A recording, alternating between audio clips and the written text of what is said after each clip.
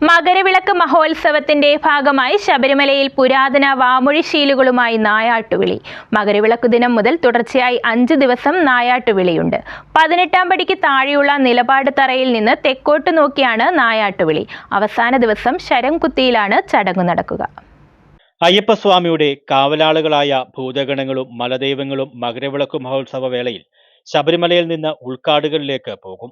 ഇവരെ അയ്യപ്പസ്വാമി നേരിട്ട് വിളിച്ച് ശബരിമലയിലേക്ക് കൂട്ടിക്കൊണ്ടുവരുമെന്നാണ് വിശ്വാസം. ഇതിനായാണ് നായാട്ടുവിളി സംഘം ശരംകുത്തിയിലേക്ക് പോകുന്നത്.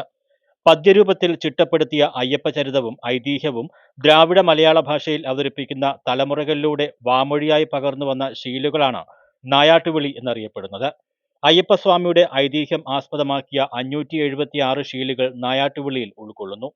ശബരിമല ക്ഷേത്രത്തിന്റെ തുടക്കകാലം മുതൽ തുടരുന്ന ഈ ആചാരത്തിൽ നായാട്ടു വിളിക്കുന്നയാൾ ഓരോ ശീലം ചൊല്ലിക്കഴിയുമ്പോൾ കൂടെയുള്ളവർ ഈ ഹൂയ് എന്ന് മുഴക്കുന്നു.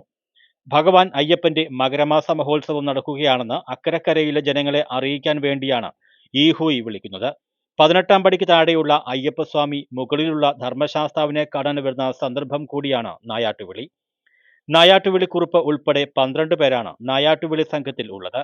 റാന്നി പെരുന്നാട് വെള്ളാള കുലരായിട്ടുള്ള പുന്നമുട്ടിൽ കുടുംബത്തിനാണ് നായാട്ടുവിളിക്കുള്ള കാരാഴ്മ അവകാശം പന്തളം രാജാവ് കൽപ്പിച്ചു നൽകിയത്. നിലവിൽ പുന്നമുട്ടിൽ PJ മഹേഷാണ് നായാട്ടുവിളിയിലെ ശീലുകൾ ചൊല്ലുന്നത്. News bureau, Sannidhanam.